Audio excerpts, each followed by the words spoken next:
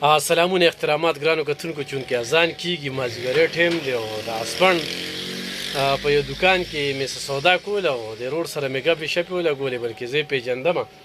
نو چې ګپې شپې مې ولګولې نو ما ورته یاره ګپو شپو کې د هغه امپل او بیا د هغه چې کوم دی نو دا کتاب چې کوم دی نو دا دې ذکر یې وکړو، بیا د شاعرۍ ذکر وکړو. نو ګرانو کتونکو دا مه ګوره چې د دیر په دې غرونو کې په دې دکانونو کې دا کم ځوانان ناست دي، د دوی به تعلیمونه نه وي، د دوی ښه اعلی پایې تعلیم یافته دي، ډګرۍ هم ورسره دي، خو د بده مرغه دلته روزګار کم دی. نه کې دا یو ورور هم دی، جهانګیر راز صاحب. جهانګیر راز صاحب مننه د مینې راکولو، خوشحاله راته اوسئ، آباد راته اوسئ. امپل کوئ او جی او ډیره مننه ستاسو زمونږ علاقې ته په راتګ، بیا زمونږ له وخت راکول ډیره مننه. مونږ په ستاسو فین هم یو او چې ما ولیدی دلته ډېر خوشحاله شوم، بیا زما خواله راغلی نو بیا ډېر خوشحاله شوم.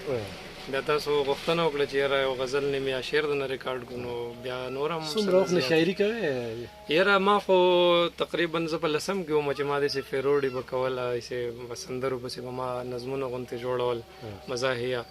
بیا کله چې مې پښتو ته لاړو، زما په خیال 2014 خبره وي، نو بیا باقاعده داسې لیک مونږ شروع کړو. اوس الحمدلله امپل کمپلیټ شو، پی ایچ ډي پروسس روان دی. امپل کمپلیټ شوی دی؟ کمپلیټ شوی دی جی. ویل ډن ډېره مننه.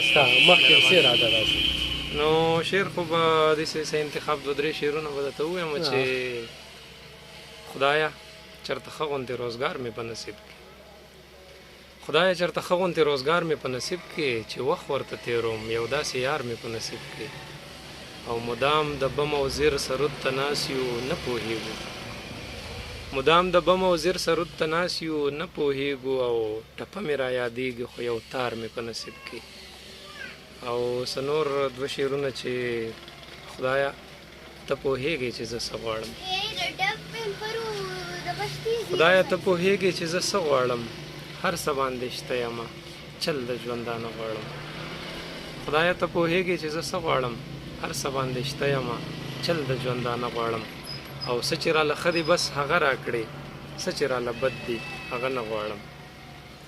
او څه یو نظم به درته داسې ازاد غوندې ووایم چې ویښته مې سپین شو لاړه، زړه کې مې ترک غوندې شو، بس جو زه هم لاړم لکه زه هم د دغه نورو په شان په دغه لاره باندې تلی واخله، نه نه سړیه ته په شړه سرې لیونی کېږه ما ښه جګ جوړې، خوله مې دې ماته شي که ته ټیک نه یې، د تا ته چا هسې لمسون کړی دی، د ژوندانه نه یې درله ستون کړی دی، پاسه جذبې دې راوچتې خو که ژوند ته له ورایه نه نږدې وګوره، دا چې پراته دي نو بس دیو پراته دي، دغه روانې دي روانې قافلې وګوره، او پاسه روان شه دې روانو پسې، پاسه روان شه دې روانو پسې، وزه د کور کلي ګودره او د وره وزه، نور دلته خمرې زوروره وزه، نور دلته خمرې زوروره وزه.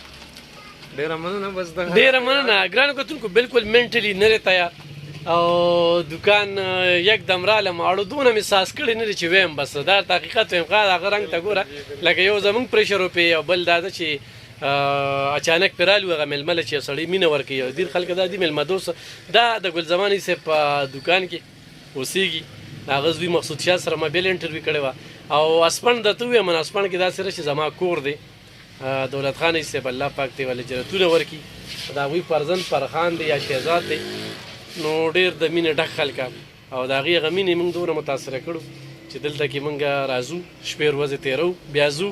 خو دا په تادی کې اصل کې د ده نه زه ډېر زیات متاثره شوم په دې لږ وخت کې، دونه وخت نه و چې هسې د لږه سودا م کوله، د 10 روپو م سودا م کوله، به نور به تاسو پوهې چې د پیریانو نشه م اخیستله.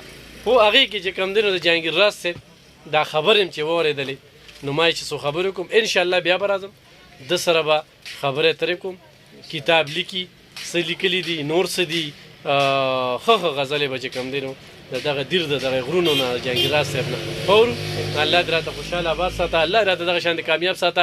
امپل یې کمپلیټ شو او پی ایچ ډي کوي په پښتو کې کوي، پښتو زموږ مورنۍ ژبه ده او پښتو شاعر هم دی، د پښتو خدمت هم کوي. دعاګانو کې یاد ساتئ. مننه، خوشحاله اوسئ.